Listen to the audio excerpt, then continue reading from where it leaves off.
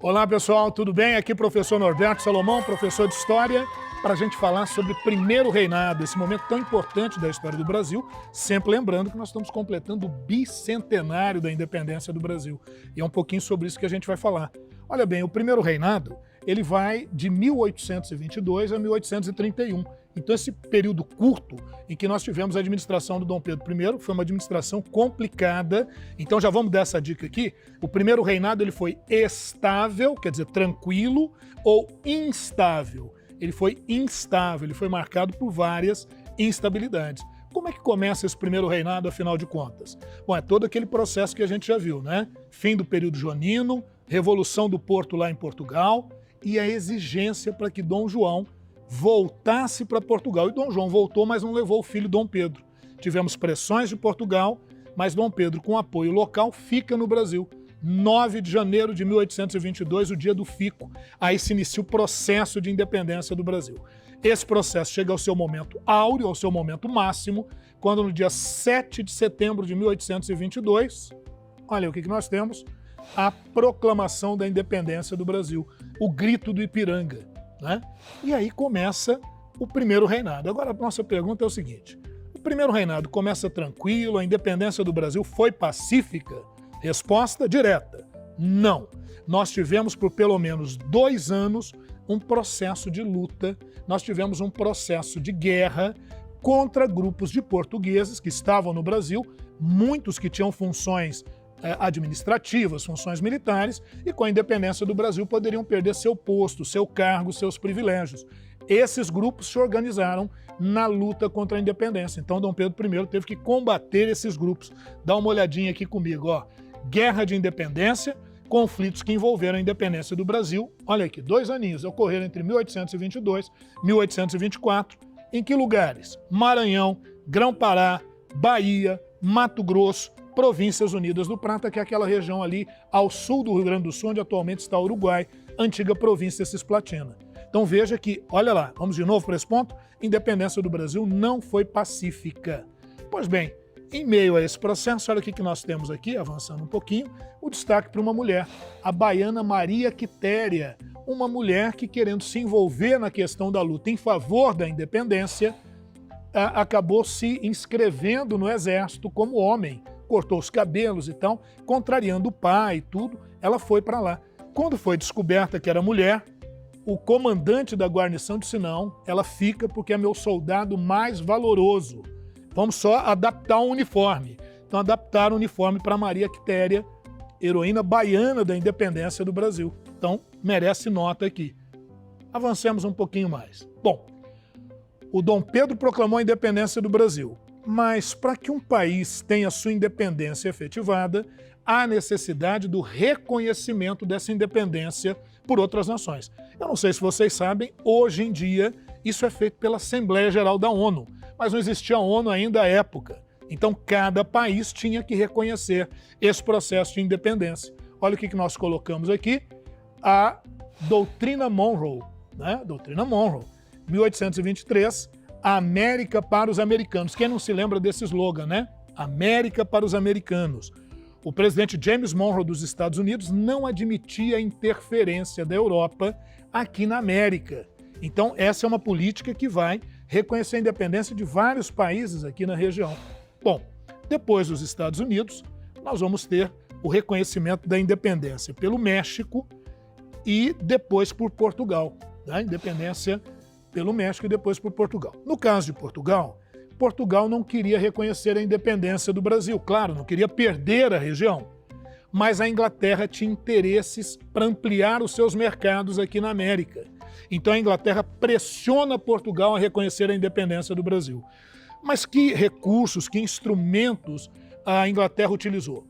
Portugal tinha uma dívida de 2 milhões de libras esterlinas com a Inglaterra, então a Inglaterra pressionou. Ou paga o que me deve, ou reconhece a independência do Brasil. E se não me pagar, eu invado Portugal. Bom, diante dessa pressão, Portugal reconhece a independência do Brasil, mas mediante algumas condições. Vejam ali, ó. Portugal reconheceu a independência, a Inglaterra ali intermediando o processo, em agosto de 1825, mas em troca exigiu o quê? Está ali, ó, os 2 principais itens. indenização de 2 milhões de libras esterlinas. Você está notando que Portugal, então, vai passar a dívida que tinha com a Inglaterra para o Brasil. E o título de imperador honorário do Brasil para o Dom João VI. Então, esse título aqui para ele. Eu acrescentaria ainda aqui o seguinte, Portugal também exigiu que o Brasil não se envolvesse ou estimulasse processos de independência em outras colônias de Portugal, por exemplo, na África, como Angola, Moçambique, Guiné, né? E o Brasil, então, vai fazer assim. Uma vez reconhecida a independência por Portugal, que é dono da casa, outros países agora tranquilamente poderiam reconhecer a independência do Brasil, e é o que o Reino Unido vai fazer, é o que a Inglaterra vai fazer. Então nós vamos ter o reconhecimento da independência do Brasil por parte da Inglaterra, que era uma grande potência, então isso vai dar um peso importante ao reconhecimento da independência do Brasil. A Inglaterra também fez exigências? Também fez exigências. Vamos dar uma olhadinha aqui? Garantia da manutenção das taxas alfandegárias do Tratado de 1810. É bom lembrar que o Tratado de 1810 é aquele que dava vantagens alfandegárias à Inglaterra. A Inglaterra pagava menos tributos para colocar seus produtos aqui no Brasil, pagava apenas 15%. Então, o Brasil terá que renovar esse tratado. E o outro compromisso, o governo brasileiro se comprometia a colocar fim ao tráfico negreiro até 1830. Realmente, em 1831, foi feita uma lei que ficou conhecida como Lei para Inglês Ver. Quer dizer, a lei estava no papel, mas na prática ela não era cumprida. Vamos avançar um pouquinho mais? Bom, no Brasil nós tivemos nesse período 2 grandes grupos políticos. O Partido Português, formado pelos comerciantes portugueses que viviam no Brasil, e o Partido Brasileiro, formado pelos grandes proprietários de terra e de escravos. São interesses diferentes que estarão ali. O que a gente poderia apontar de elemento mais característico de cada um desses partidos? Vamos dar uma olhadinha aqui no Partido Português. Formado predominantemente por comerciantes, defendia o fortalecimento e a centralização do governo na figura do imperador, então defendia que o imperador tivesse mais poderes e era favorável ao voto censitário. Professor, o que é voto censitário? Voto baseado na renda. Precisa ser renda em dinheiro?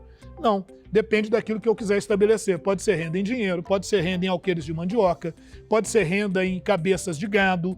Obviamente, aqueles queriam voto censitário baseado na renda em dinheiro, porque eles eram comerciantes e, portanto, tinham liquidez. Então, o dinheiro seria o melhor recurso para definir a sua possibilidade de participar da vida eleitoral no Brasil.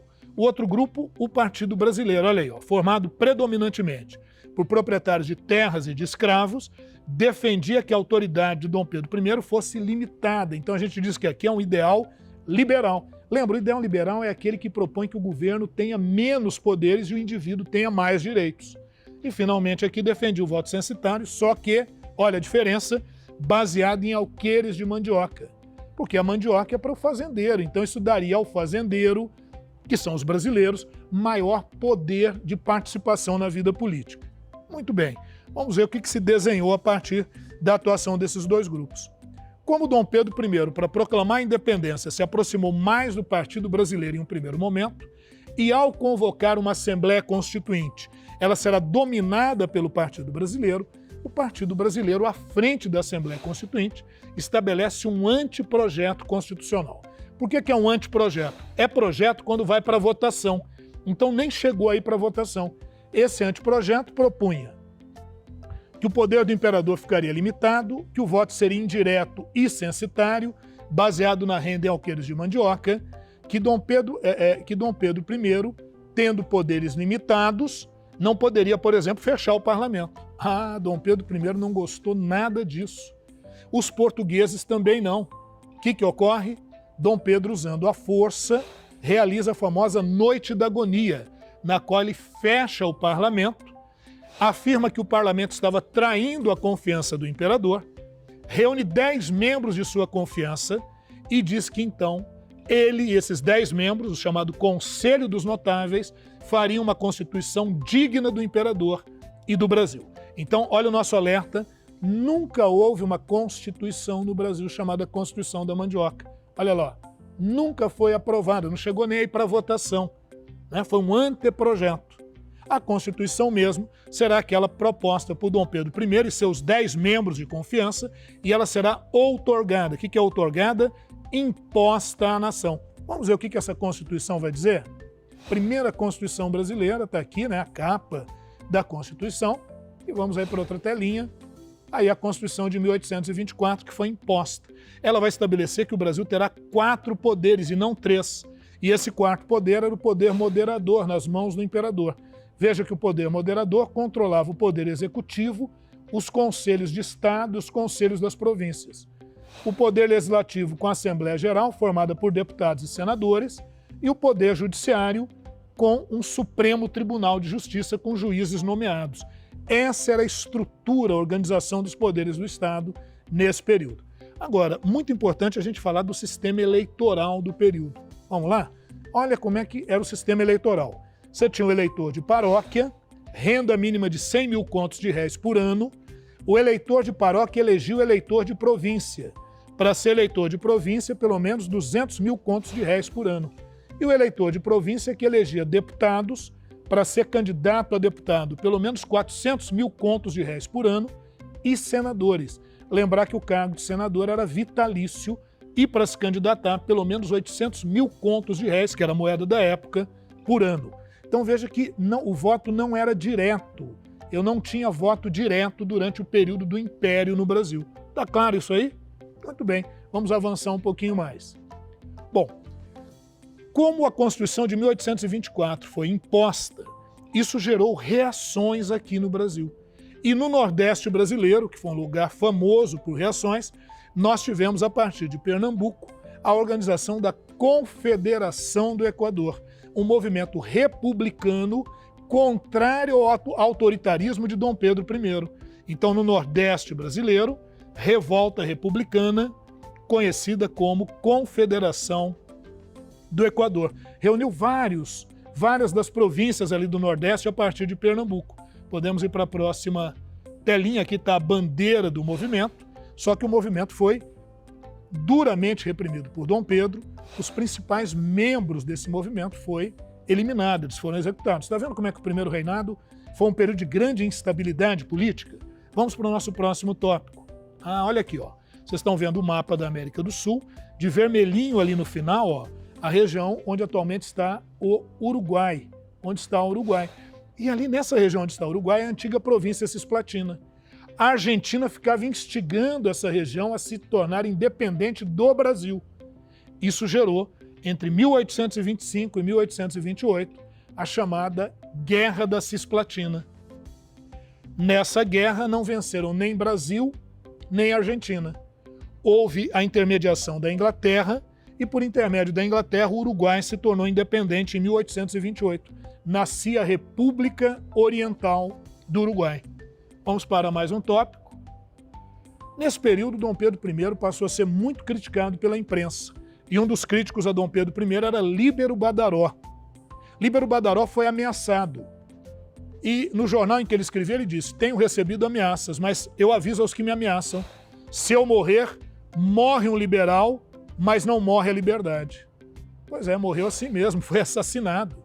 E a culpa recaiu sobre Dom Pedro I.